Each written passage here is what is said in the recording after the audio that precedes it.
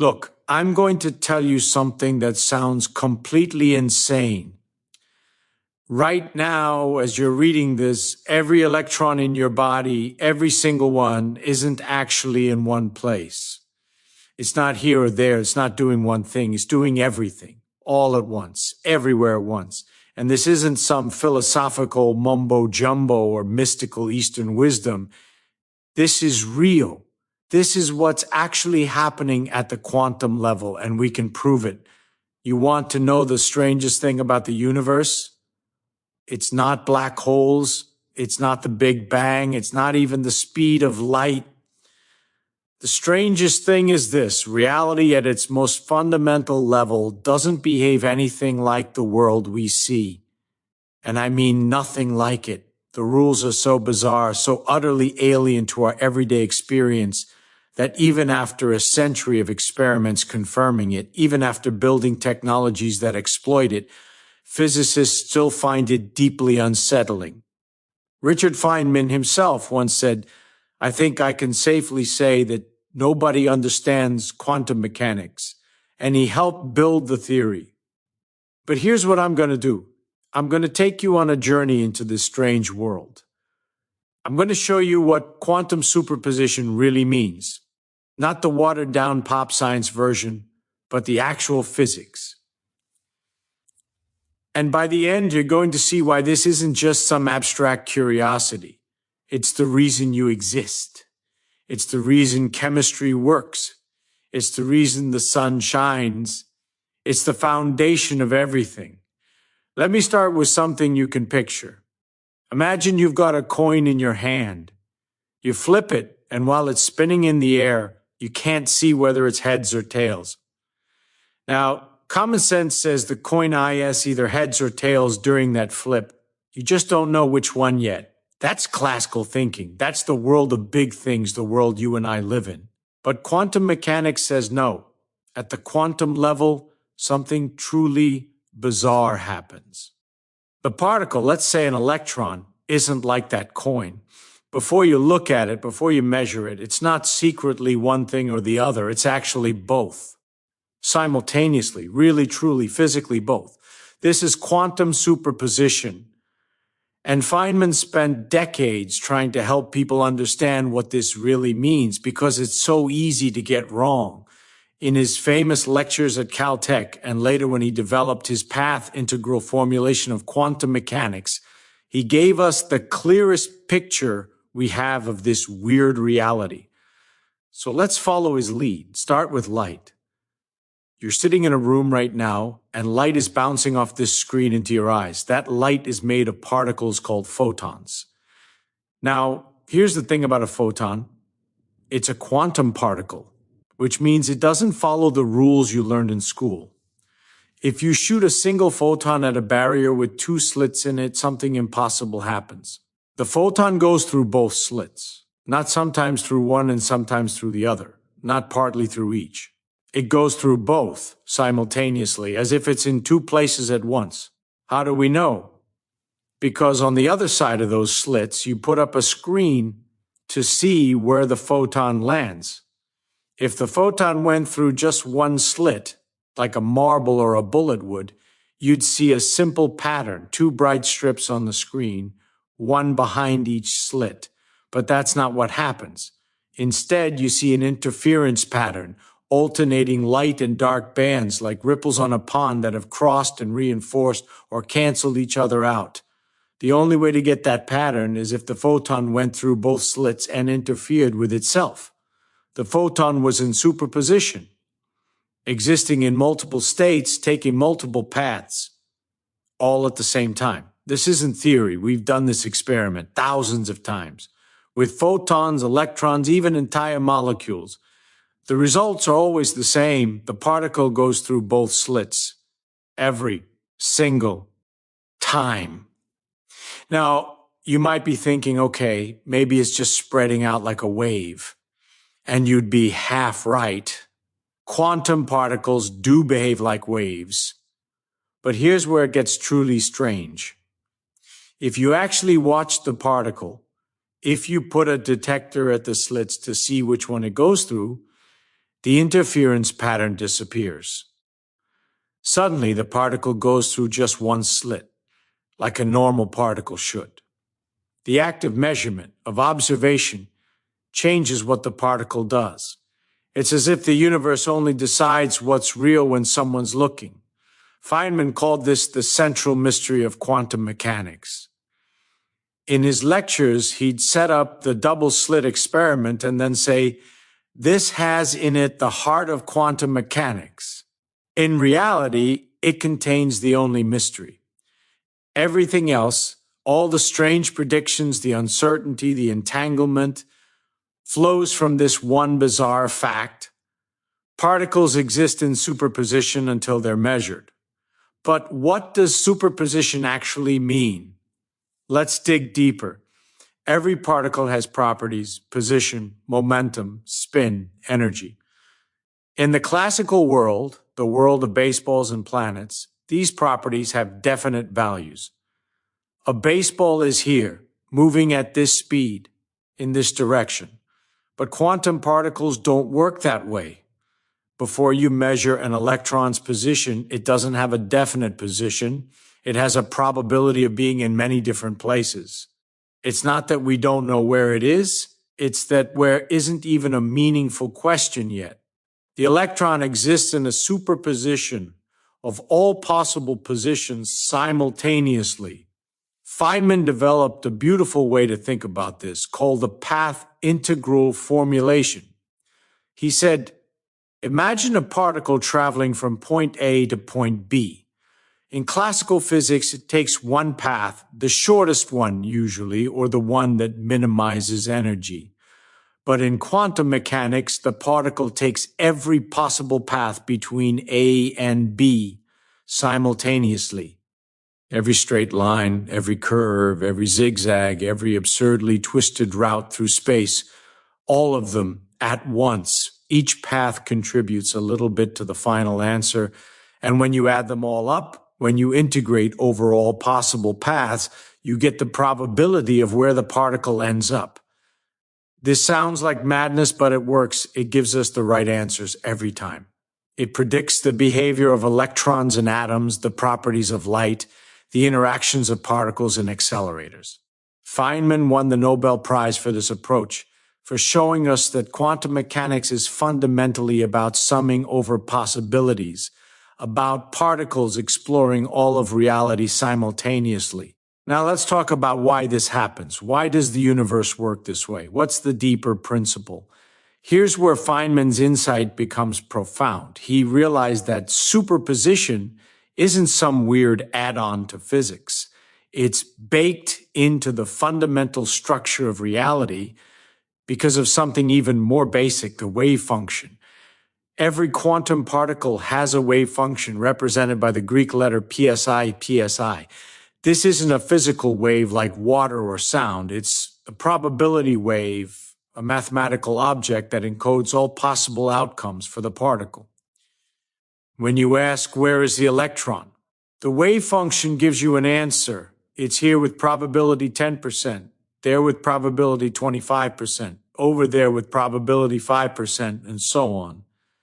The wave function spreads out across space, describing a particle that exists in many places at once, in superposition.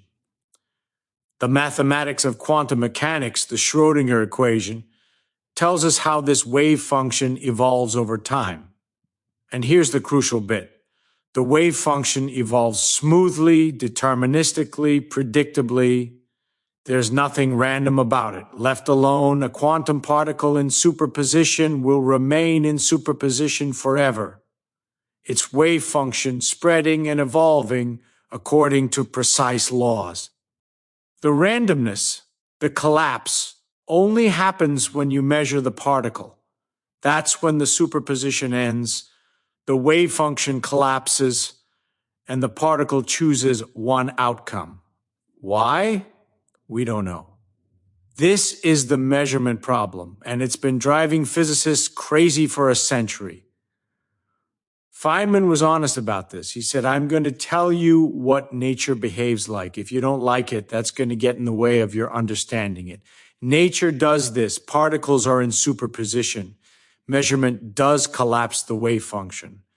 We can describe it mathematically, predict it perfectly, but the why remains mysterious. But let's set aside the philosophy and focus on what superposition means for the real world, because this isn't just abstract weirdness. Superposition is why atoms are stable. It's why chemistry exists. It's why you exist. Think about an electron in a hydrogen atom.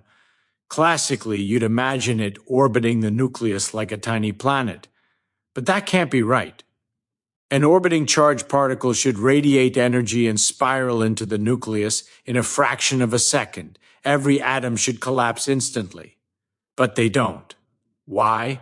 Because the electron isn't orbiting. It's in a superposition of positions around the nucleus, described by its wave function.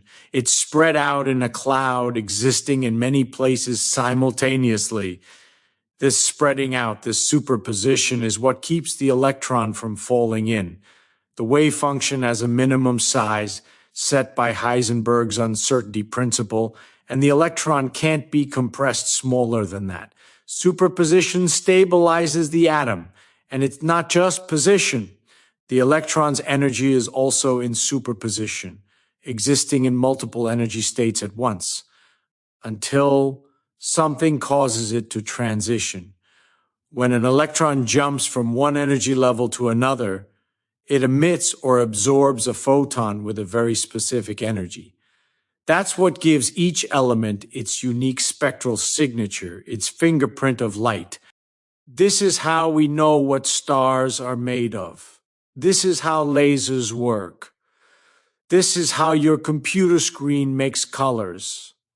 All of it depends on electrons existing in superpositions of energy states. Or take photosynthesis.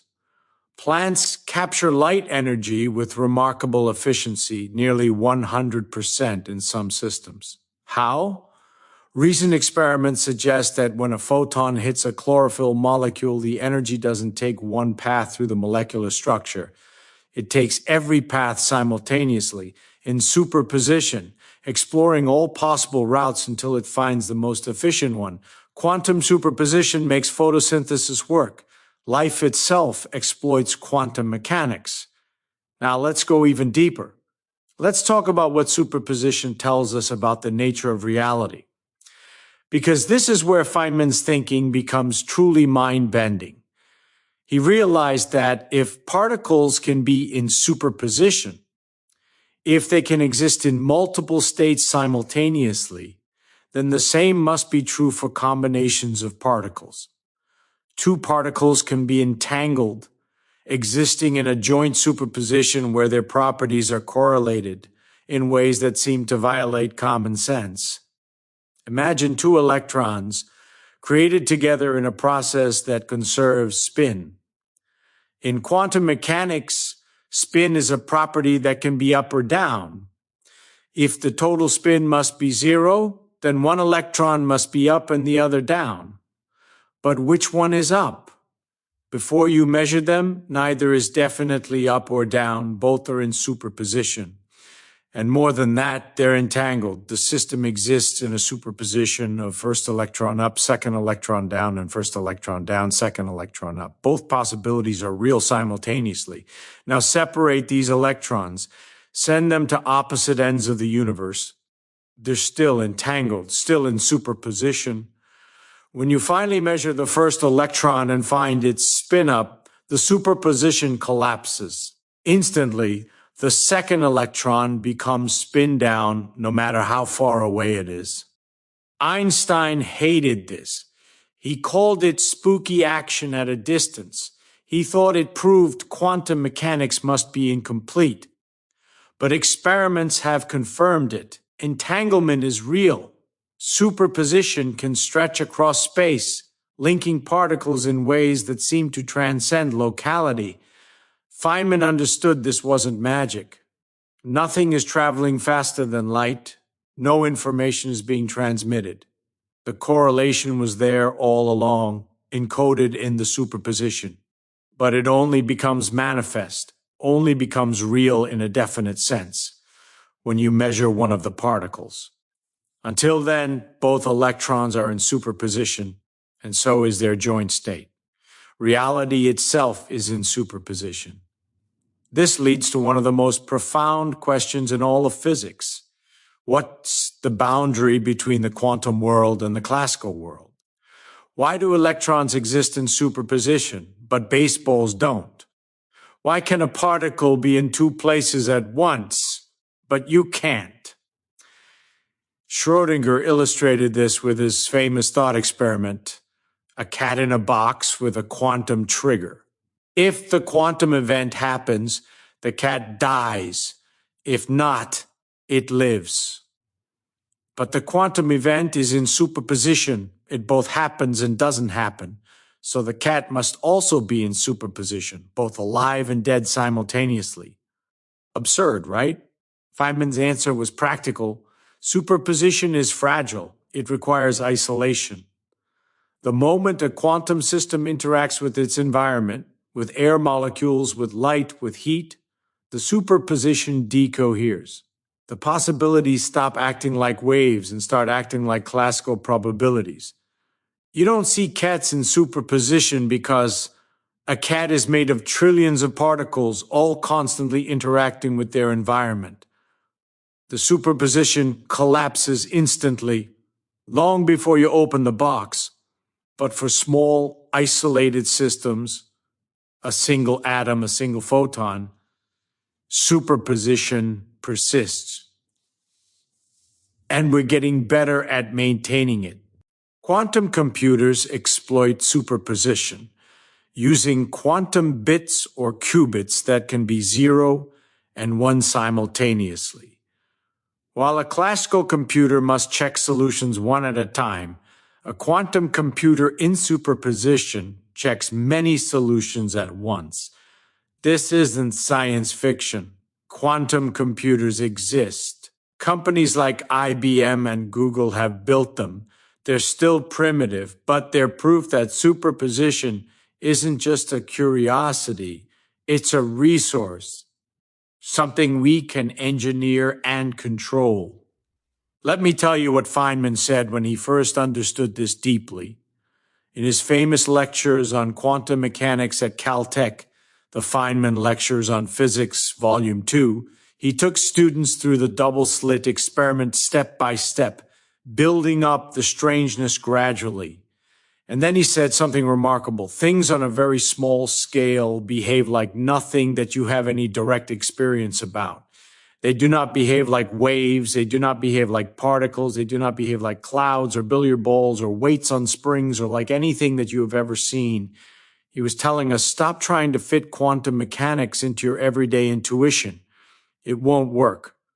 The quantum world is alien. Superposition is real, but it's not like anything in your experience. You have to accept it on its own terms, learn its rules, and then, only then will you start to grasp the beauty of it. And it's beautiful.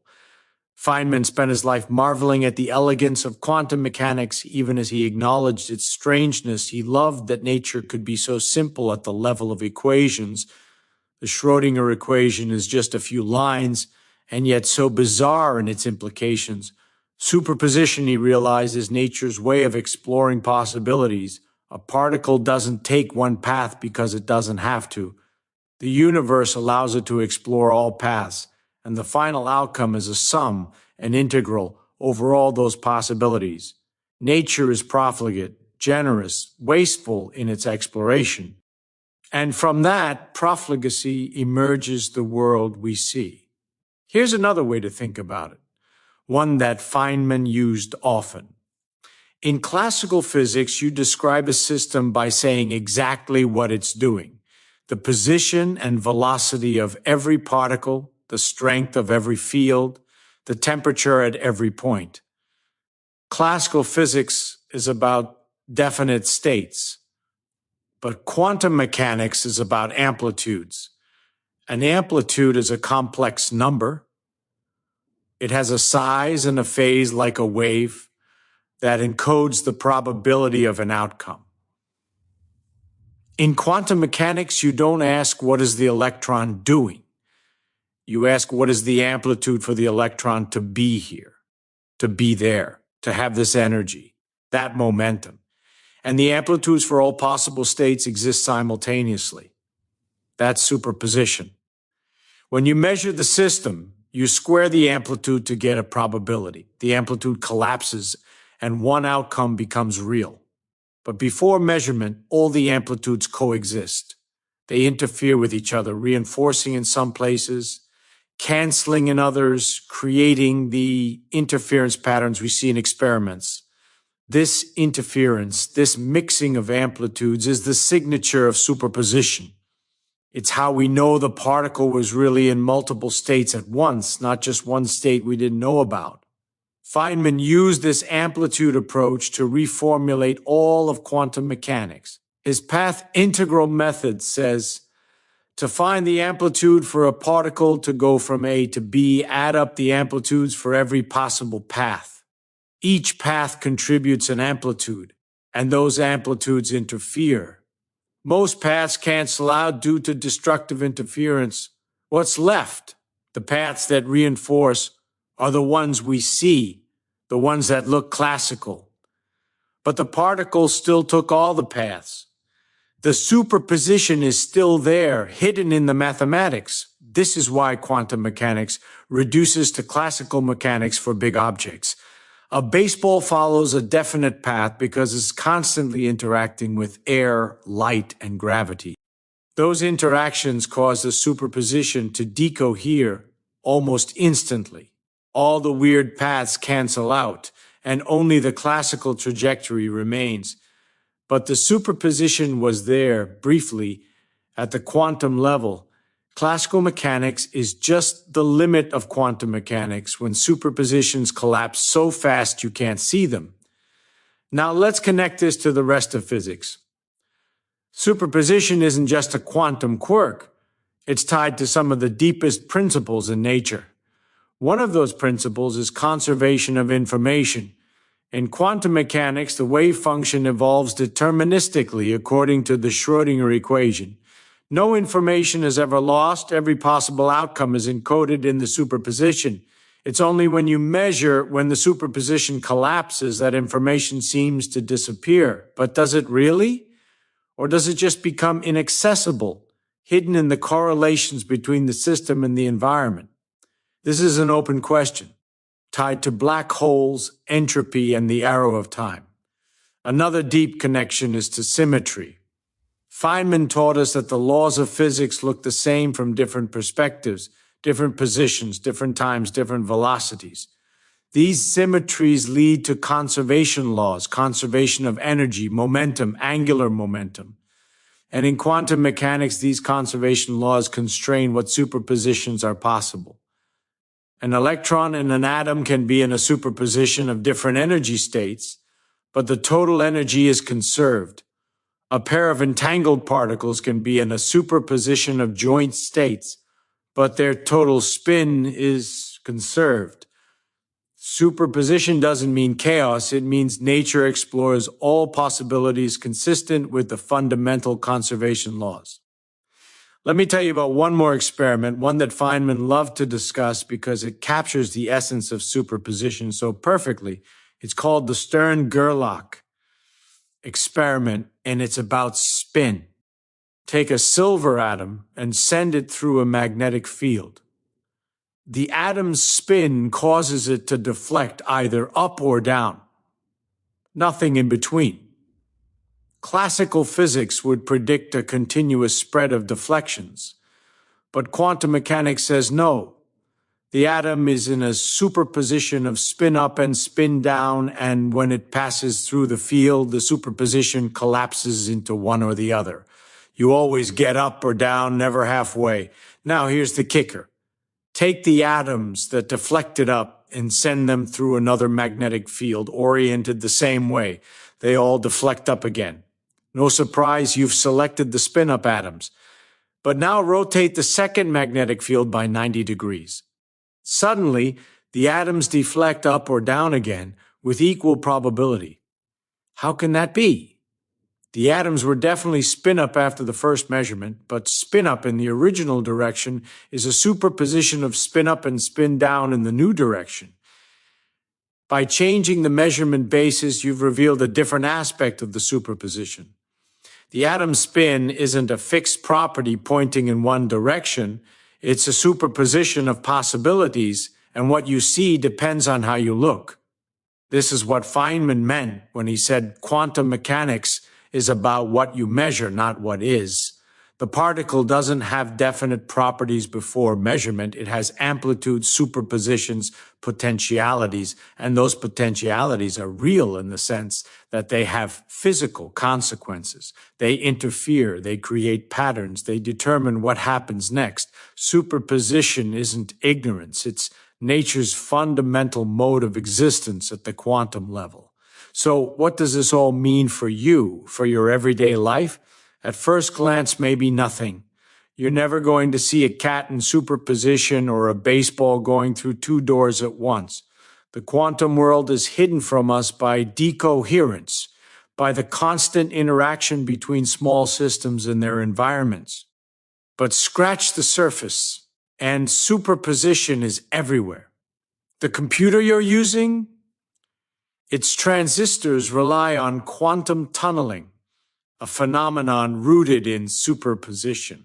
The colors you see, they come from electrons in superposition, emitting specific wavelengths of light. The chemical bonds holding your body together, they're stabilized by electron wave functions in superposition.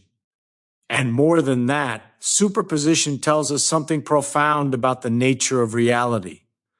It tells us that the universe is richer, stranger, more open than we ever imagined. Before a measurement, before a choice is made, reality is in a state of pure potential. All outcomes exist simultaneously, overlapping, interfering, waiting. The future isn't determined. It's a superposition of possibilities.